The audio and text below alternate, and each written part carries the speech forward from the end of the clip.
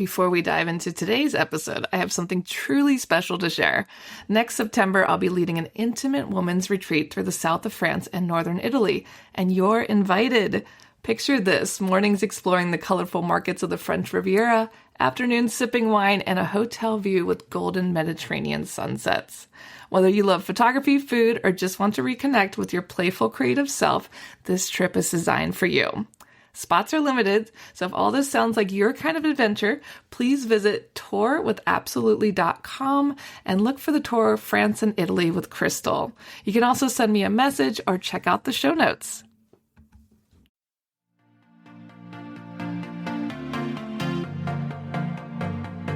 Hey guys, my name's Crystal Kenny, and I'm in love with creating.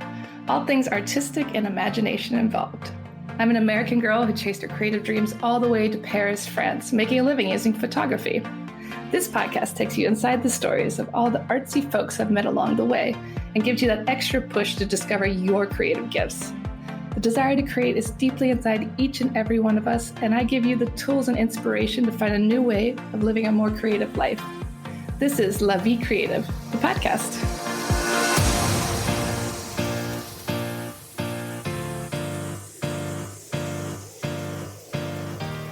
Claudine Hemingway is a descendant of famed writer Ernest Hemingway. We bumped into each other at a party and decided to team up and dive deep into French history, but with a twist, by bringing a spotlight to those lesser-known creatives in France. This is History with a Hemingway. So welcome to the show again, Claudine. I'm so excited to have you here. You were one of our top guests so far, and people are loving your history lessons. So we are thinking to do this as a regular segment where you take us back in time and kind of expose information about some female artists in Parisian history that maybe didn't get as much credit as they should have, or people don't know about them. Everybody knows the Monets and Picassos and all those guys, but let's talk about the ladies for a minute. I think there's a lot of famous female ladies that lived in France that we all want to learn a little more about. So maybe you can introduce who we will be talking about today. Well, thank you again. I love spending any time I can talking about people from Paris history, and especially some of the ladies, like you said, that don't exactly get all of the attention that they should. One of my very favorites is a gal named Suzanne Valadon, and she was a artist, is how she's kind of known now, but she was actually better known as a model. And once you kind of know what painting she was in, you'll say, oh yeah, I know, I've seen that one. So Suzanne Valadon lived up in Montmartre, and she lived with her mother, who she never knew who her father was. She lived up in Montmartre, and at a very young age, her mom tried to send her out, like, you need to get to work. We need some money. Her mom worked as a laundress, which wasn't exactly a very popular position to be having. You were kind of really looked down on if you did, you worked as a seamstress or any of those things at the time. So Suzanne started doing that. She was actually born, her given name was actually Marie, but we'll come to how she came Suzanne later. So Suzanne started working with her mom, and she just hated it. She sat there all day, sewing and patching things, and she didn't like that. So one day she was out in Montmartre, and she came across a poster for a circus. So a circus was coming to town. She was 15 years old. She decided that sounded like a pretty fun thing to do. So she started training and working with the circus. And she did that for 6 months. She ended up realizing how she could control her body and how she stood, and all the, she of course loved the attention she was getting from the audience. And then there was one day, there was a painter there that was sitting there who saw her, Toulouse-Lautrec. So she was working in the circus, and she fell one time during rehearsal. And when she fell, she hurt her back really badly, and her circus days were basically over. So she, 6 whole months working in the circus. I think, now we think of working in the circus as like, oh, that's that's kind of a gross job. It's like, I don't know if it was Cirque du Soleil, but I don't think it was Cirque du Soleil back then. But was it more respected back then? Like, were people more into that? It was a little bit like anybody that was a performer back then. It was kind of looked at, it was kind of like a basically a rung above prostitution in some ways. Like, oh, wow. Ballet dancers at the opera that Degas so famous for painting, all of these different performers, like actors and stuff, they weren't actually respected like they are now. I mean, now, we hold people in those positions to like such high regard.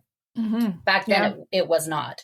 So once Suzanne, was injured, she couldn't do anything. So she was trying to figure out what she could do without having to go back to working with her mother, who they kind of had a strained relationship for quite some time anyway. So she had a friend of hers that was in Montmartre that was modeling for artists. And so she thought, oh, well, hey, maybe I could do that. So she's 15 years old. She goes down to the Place Pigalle, where they would have on Sundays a little like model roundup. And so basically artists would come there, girls would go there that would want to become models for these artists. And so you'd have like Renoir, Matisse, all of these big artists over time would come there and find models. Oh, crazy. So they were it was kind of like a modeling agency before they existed. Yeah. Could you imagine a Place Pigalle? Wow, sexy. Yeah. So she went down there, and at first, she didn't really get any attention because she actually looked a little bit different from most of the other girls. She was actually a little more voluptuous. She had these really beautiful eyes. She had longer hair. So some of the artists were, like that wasn't what they were looking for until she was there one day. And was it Paul Charbon found her, and he was like, oh, she's perfect. She's just who I want to have for this giant mural I need to paint for Lyon. So that was our first job, was sitting for him. And he was at this time, he was doing a lot of the symbolist kind of paintings, like towards the Nabis, that whole movement. And he actually used her for pretty much like every part of, like, there's 12 figures, I believe, in the painting. And she was kind of in every single, like every character is based on her. Oh, crazy. He really worshipped her. Yeah. So, which then led to them having, she spent so much time with him standing there. And so the greatest thing was what she learned from the circus was, because she did learn how to control her body and how to stand. She was kind of the perfect model because she could stand there for 7 or 8 hours holding one pose. Wow. And controlling her body.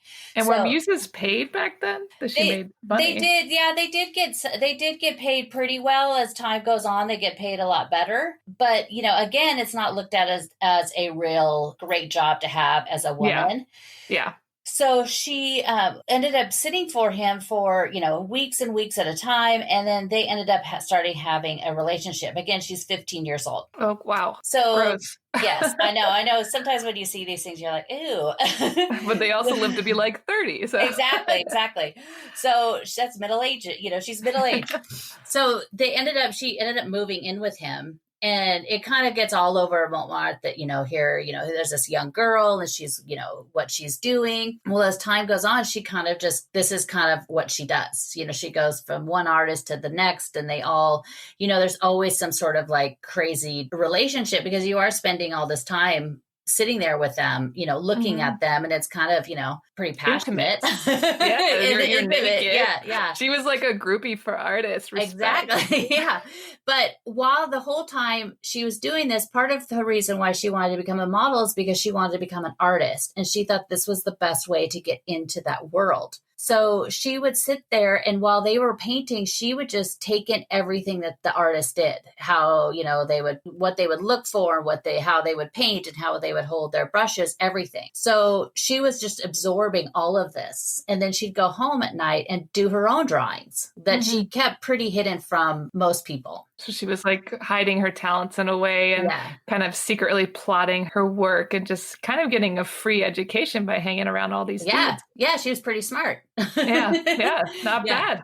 So she ended up kind of, making her way through. At that time, Montmartre was the hotbed of artists in Paris. She ended up reaching out and finding Toulouse-Lautrec, who also was enamored with her and was like, oh, she's perfect for these, paintings I want to do.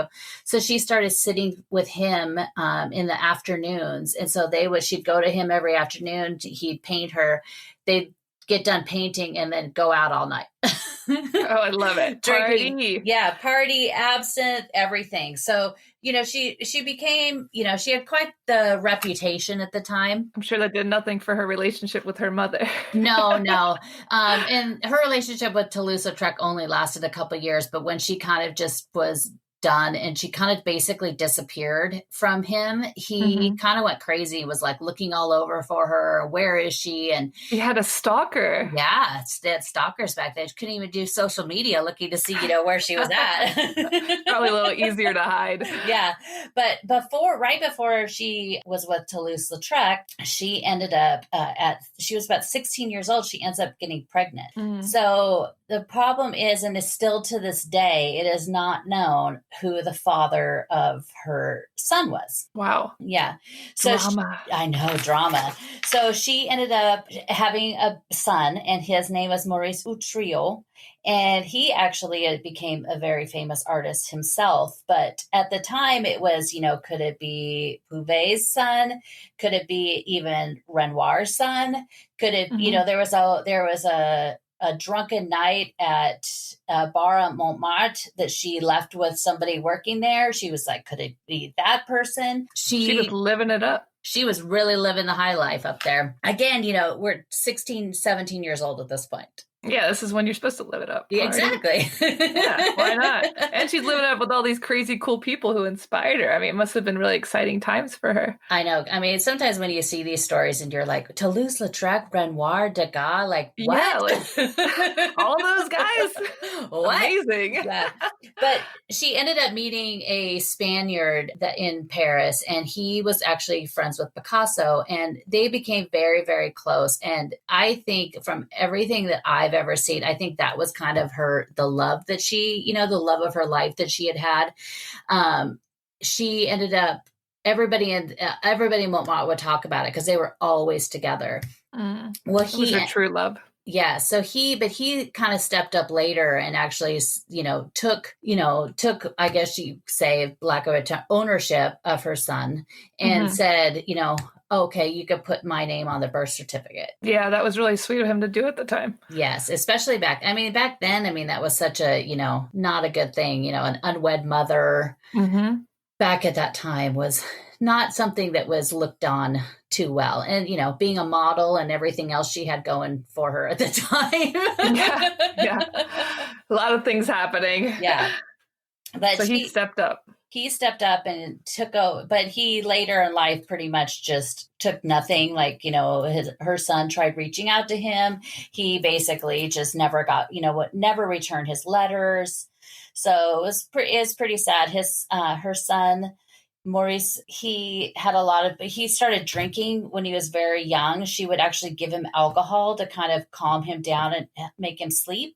Which was normal back then. They were giving kids like whiskey for teething and things like that. Exactly. But he kind of, kept drinking and drinking and drinking and had these crazy bouts of alcoholism and rage and would get arrested all the time.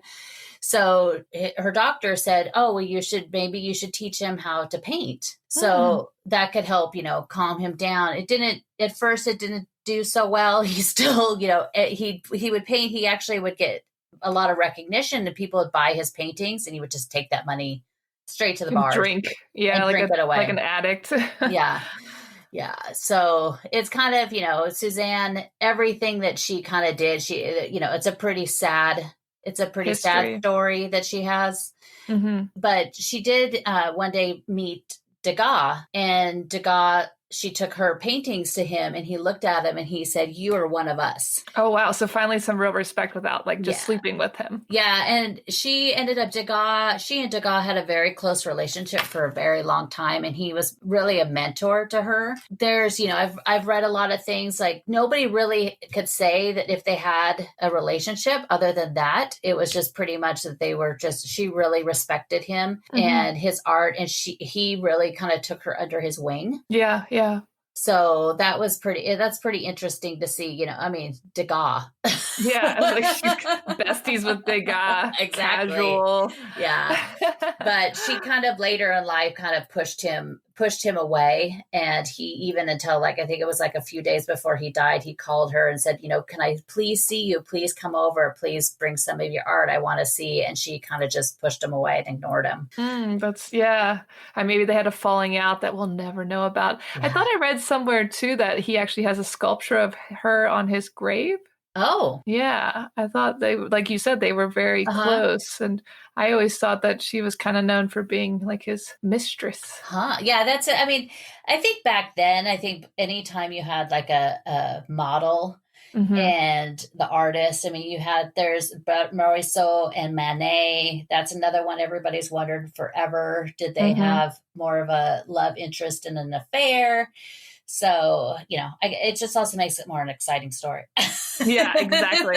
And from like the history of looking at these muses in history, like, do you feel like most of them were sleeping with the artist, or was it really they were trying to take their career serious? I mean, I would probably say, I'd maybe say 80%. Yeah, that's kind of the feeling I get the more research I do. Yeah, I mean, because you are spending. Also, how so can much. you not become close? Exactly. Yeah, you become close because you're naked for hours with someone like worshiping your body pretty much. I mean, they're taking you in as an art form. What could be sexier? Right. And also, like how much more vulnerable could you possibly be, putting yourself out there and being like, I'm just going to stand here for 8 hours naked in one position.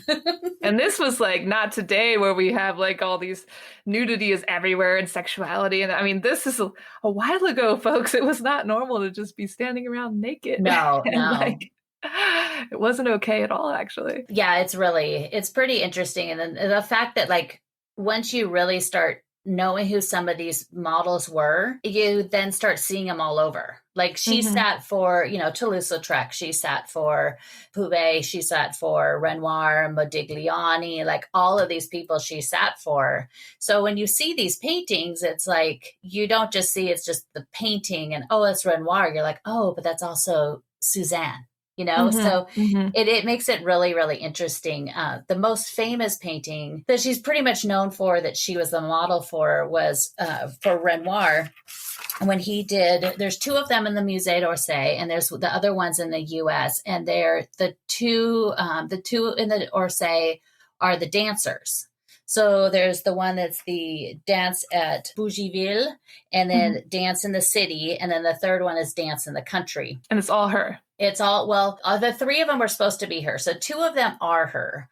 The third one was her as well. But then Renoir's partner at the time, Aline, got so enraged when she came over because, here's Suzanne with Renoir for weeks and weeks and weeks and weeks.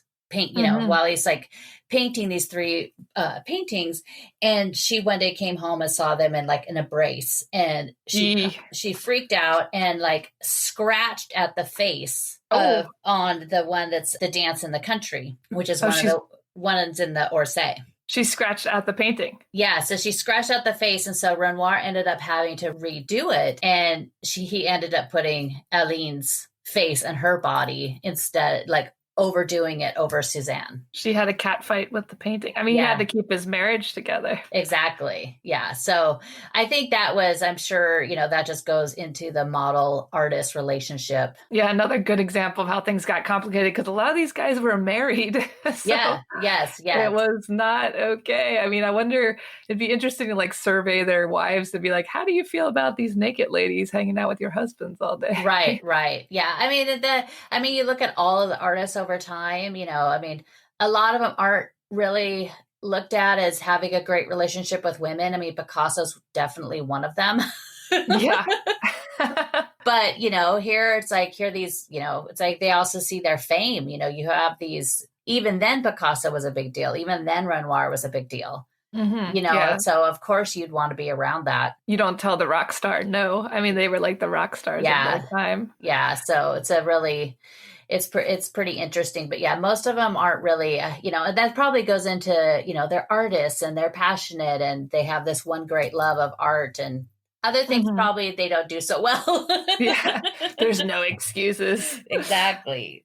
Yeah. So what happened to her son? Did he live a very long life, or did he kind of kill himself with alcohol? He did. She ended up getting married later, and her husband at the time kind of would step up and kind of, he was actually a pretty good stepdad to Maurice, and bailing him out of jail, and they would send him off to basically what we would call rehab now, many times. And so he'd go and he'd kind of get, he'd hate it at first, and then he'd come back and he'd be good for a little bit, and then he'd just start drinking again.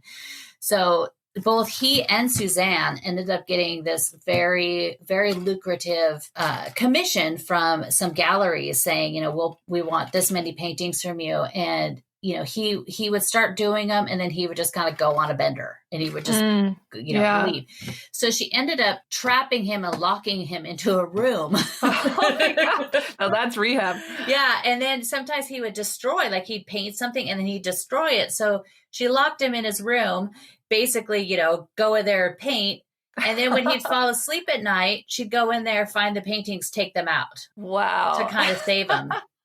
So she, when he was growing up, she basically just left him at home with her mother, who kind of actually enjoyed having gave her a second chance at being, to be a better mother. And so she would, because she basically, as soon as she had him, she went back to modeling right away. Oh, she was able to do that. Good for her. Yeah. So they had a kind of volatile relationship with her son for a little bit. There was also the time that, his best friend came over that was like 20 some odd years younger than her, and she decided to start an affair with him. Yes, I was reading about that because I read she left her husband, which was like her age, and then went back to Montmartre because she missed it. Yes. And she was in her 40s by this point. Yes. And then she started dating her son's friend who was 20. Yes. So good for you, go, Suzanne. Yeah. A little Madonna move there. Right. Andre Huppert was his name. And it was kind of, that went on for years. I mean, and that, she would paint him naked. He would, he was a painter too, even though like his paintings didn't really go anyplace, but he would paint her nude. I mean, what would you do if that was your best friend's, your mom? I think we wouldn't be best friends anymore. I'd be like, dude, you slept with my mom. That could have just added to his benders. I'm sure they had some more issues after that. Yeah. Thanks, Mom. Stop sleeping with my friends. Right. But it was kind of hard for Suzanne too, because she'd been doing, painting for a while and drawing and then he ended up kind of like what he was doing was actually getting more attention. So he got more attention from the connection to her. Yeah. So she, his paintings were kind of landscapes. He does all these great paintings of landscapes of Montmartre. There's a bunch of them in the Orangerie. But they're really beautiful paintings that he did. And so he was actually kind of getting a little bit more attention, which she didn't really, of course, love too much either. So it was kind of like a competition, even though they were lovers. Exactly. Yeah. Everybody wanted the spotlight. It's kind of part of being a celebrity. Yeah, celebrity back then. But he ended up actually getting married, and his wife basically kind of, he definitely needed, I think he was looking for somebody to take care of him. I think that he didn't really have that. He kind of just was always out on his own, even though his grandmother was looking out, but his own mother is just like, I'm going to go sit for Toulouse-Lautrec. Yeah. See you later. I'll be having sex with your best friend. Exactly. So he ended up getting married, and then she kind of managed him, looked after him. He ended up getting, he kind of ended up getting his life back together. And did he have kids? I don't think they had any kids. I think that he was older when he got married too. And she was, I think she was like a good friend of the family as well. I don't think, they didn't go very far to find their love interest. Yeah. They didn't have Tinder back then. No. Yeah. Dinner table tonight, not related by a first cousin. Exactly. Yeah, that's another weird thing. You got Toulouse-Lautrec and his parents being first cousins. And a lot of that went on. I think it's still pretty legal in a lot of parts of the world as well. You can marry your cousins. Yeah. So very strange. And then what happened to Suzanne? She also had issues later with alcohol, and her young boyfriend, he ended up getting kind of tired of her too. And so then later on, she ended up just painting and kind of going, she kind of went a little bit kind of crazy herself, but she died. she died when she was older. So she did make it into oldenhood. Yeah, oldenhood. Yeah, but she, I think that she ended up like kind of patching up the relationship with her son. And she's still, I think today, she's probably known more as a model than she is an artist. As a painter. Yeah. And did she die making money in her work? Like she became pretty well known and liked for her paintings. Yeah, she definitely made a lot more money. She was able to buy, they had a house in the country that she thought, they went down not as big as a chateau, but they did buy something nice south of Paris, thinking that was going to help her son as well, like get him out of the city, get him away.